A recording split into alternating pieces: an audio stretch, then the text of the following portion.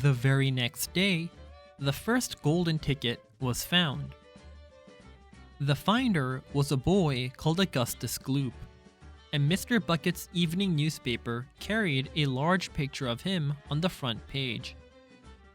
The picture showed a 9-year-old boy who was so enormously fat he looked as though he had been blown up with a powerful pump. Great flabby folds of fat bulged out from every part of his body, and his face was like a monstrous ball of dough with two small greedy, curranty eyes peering out upon the world. The town in which Augustus Gloop lived, the newspaper said, had gone wild with excitement over their hero. Flags were flying from all the windows, children had been given a holiday from school, and a parade was being organized in honor of the famous youth. "I just knew Augustus would find a golden ticket," his mother had told the newspaperman. "He eats so many bars of chocolate a day that it was almost impossible for him not to find one. Eating is his hobby, you know. That's all he's interested in. But still, that's better than being a hooligan and shooting off zip guns and things like that in his spare time, isn't it? And what I always say is, he wouldn't go on eating like he does unless he needed nourishment, would he? It's all vitamins anyway. What a thrill it will be for him to visit Mr. Wonka's marvelous factory. We're just as proud as anything." "What a revolting woman," said Grandma Josephine. "And what a repulsive boy," said Grandma Georgina. "Only 4 golden tickets left," said Grandpa George. "I wonder who'll get those." And now, the whole country, indeed, the whole world, seemed suddenly to be caught up in a mad chocolate-buying spree. Everybody searching frantically for those precious remaining tickets. Fully grown women were seen going into sweet shops and buying 10 Wonka bars at a time, then tearing off the wrappers on the spot and peering eagerly beneath for a glint of golden paper. Children were taking hammers and smashing their piggy banks and running out to the shops with handfuls of money. In one city, a famous gangster robbed a bank of £1,000 and spent the whole lot on Wonka bars that same afternoon. And when the police entered his house to arrest him, they found him sitting on the floor amidst mountains of chocolate, ripping off the wrappers with the blade of a long dagger. In far-off Russia, a woman called Charlotte Roos claimed to have found the second ticket, but it turned out to be a clever fake. The famous English scientist, Professor Foulbody, invented a machine which would tell you at once, without opening the wrapper of a bar of chocolate, whether or not there was a golden ticket hidden underneath it.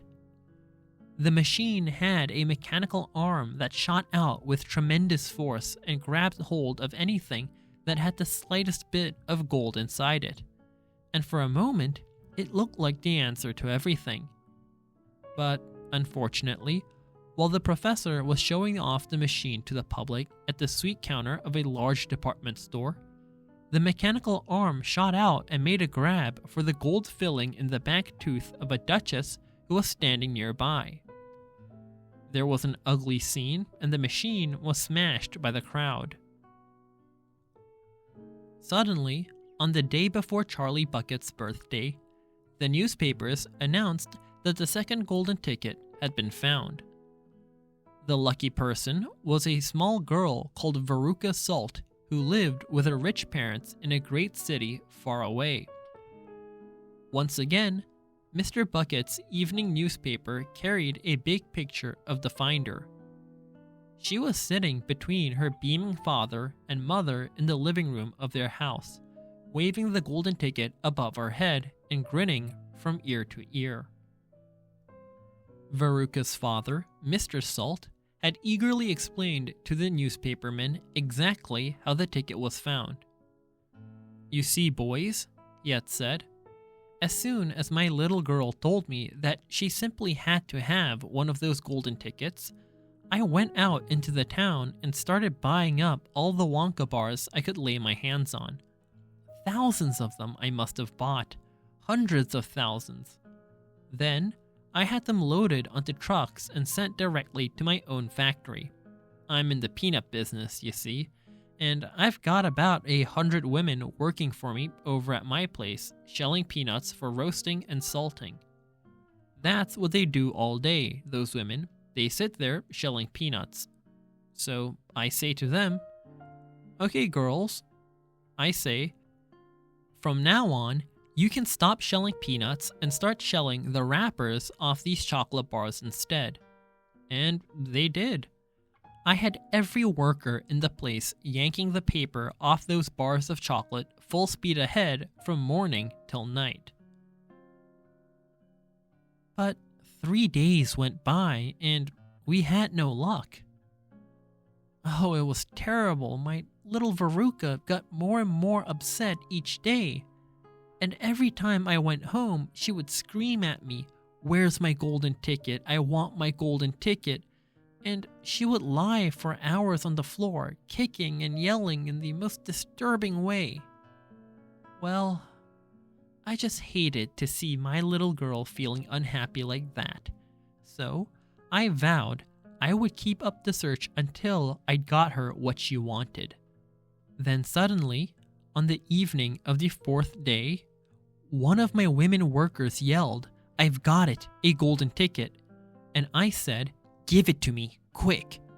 And she did. And I rushed it home and gave it to my darling Veruca.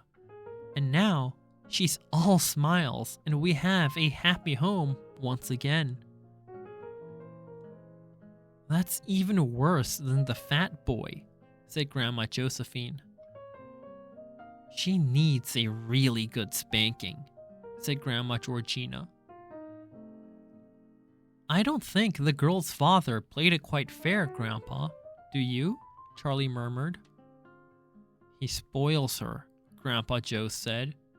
"And no good can ever come from spoiling a child like that, Charlie. You mark my words."